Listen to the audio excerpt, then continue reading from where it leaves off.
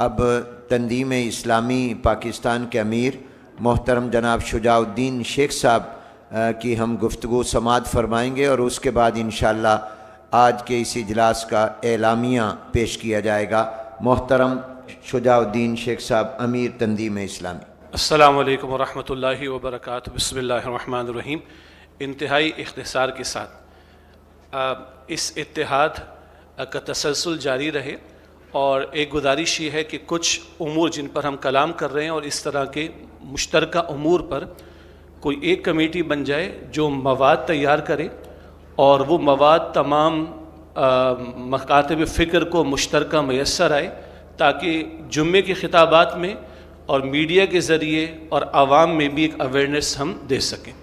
دوسری بات ہے کہ وفاقی شرعی عدالت کی تو بلڈنگ بھی چینج کر دی گئی ہے، ایک الگ بحث ہے، لیکن اس کے ججز کی جو حالت ہے اس پر کلام یقیناً ہوا ہوگا اور بات ہونی چاہیے۔ اور سپریم کورٹ کی شریعت اپیلنٹ بینچ ابھی جامد ہے، اس کا بھی ذکر آیا ہوگا، اس میں ہمیں اپنا وزن ڈالنا چاہیے۔ مفتی تقی عثمانی صاحب ہمارے محترم بزرگ موجود ہیں۔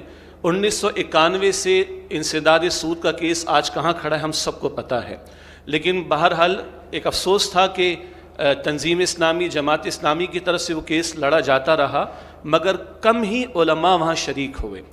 اگر اس پر بھی توجہ ہو کہ اس طرح کے نوعیت کے معاملات پر ہمارے علماء کی وہاں شرکت ہو تو اس کا بھی اثر ہوگا۔ اور ہمارے کئی ساتھیوں نے تحریک کا ذکر کیا، تو 2010 اپریل میں ڈاکٹر اسرار صاحب رحمۃ اللہ علیہ کے جب انتقال ہوا تھا، جامع اشرفیہ لاہور میں مکتب دیوبند کے 250 علماء شریک تھے۔ حاصل غیر مسلح، پرامن، منظم تحریک شریعت کے نفاذ کے لیے۔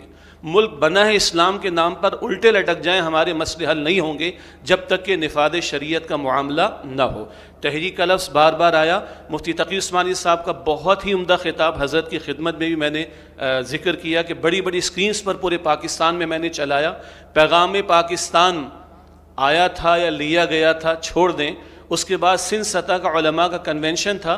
حضرت مفتی تقی عثمانی صاحب کی تقریر آج بھی میں بڑی بڑی سکرینز پر دکھاتا ہوں۔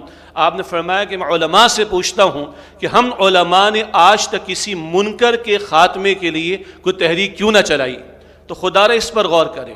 عقیدے کا تحفظ تھا، 1974 کی میری پیدائش ہے، اسی سال قادیانیوں کے بارے میں فیصلہ ہوا، تحریک چلی تھی، قانونی تقاضے بھی پورے ہوئے اور تحریک بھی چلی تھی۔ اس طرف توجہ ہونی چاہیے۔ مسلح بغاوت یا مسلح کارروائی اسلامی حکومت کے خلاف حرام ہے، آپ علماء سے ہم سیکھتے ہیں، بالکل صحیح بات ہے۔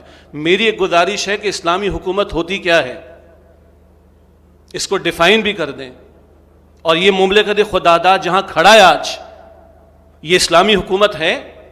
اس کے بعد مسلح کارروائی کے خلاف فتویٰ ہم دے رہے ہیں، بالکل صحیح بات ہے، لیکن اسلامی حکومت ہوتی کیا ہے، عذرائے کرم اس کا بھی تذکرہ کیا جائے۔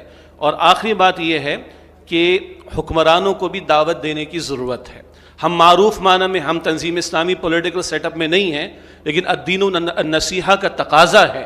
ہمارے اکابرین بیٹھے وقت لیں، اور جس تک بات پہنچ سکتی ہے پہنچ تو جائے گی۔ بات یہ انشاءاللہ تعالی ہم سب کو پتہ ہے، منظور مینگل صاحب نے اشارہ بھی کر دیا، لیکن یہ کہ ہم الدین النصیحہ کے تحت محض تنقید نہیں بلکہ نصح و خیر و خواہی کے جذبے کے ساتھ بھی ان تک پہنچانے کی کوشش کریں۔ جزاکم اللہ خیر کثیر۔ میں ایک دفعہ پھر آپ سب حضرات کا دل کی اتھاہ گہرائیوں سے شکر گزار ہوں